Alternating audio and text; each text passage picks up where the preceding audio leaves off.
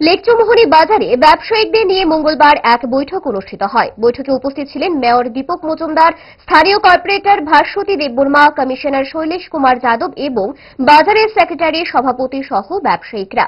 Mayor বক্তব্য রাখতে গিয়ে বলেন, কিভাবে লেকচৌমুহনী বাজারকে উন্নয়ন করা যায় এই দিকে আগরতলা পুর নিগমের পক্ষ থেকে নজর দেওয়া হবে এবং যেসব অবৈধ কাজকর্ম বাজারে চলছে এগুলো বন্ধ করতে হবে। তিনি আরো বলেন যে যত বড় লোকই হন না কেন, লেকচৌমুহনী বাজারে কোনোভাবেই কোনো অন্যায়মূলক কাজকর্মকে বরদাস্ত করা হবে না।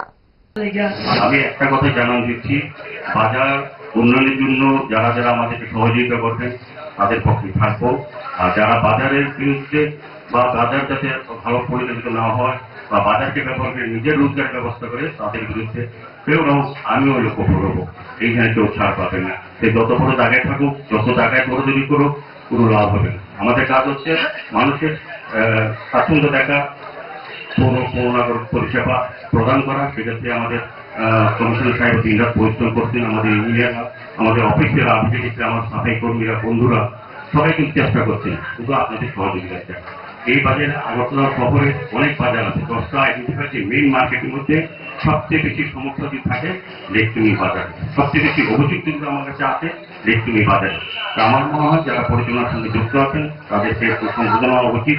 এবং আমি চাইবো, যেহেতু এই কমিটির বিরুদ্ধে অনেক অভিযোগ আছে, সেগুলো আমরা খতিয়ে দেখো, পরবর্তী সময় যাতে বাজার সুন্দরভাবে পরিচালিত হয় সেভাবে আমরা আমাদের পৌর নিগম থেকে নির্দেশ দেওয়া হবে।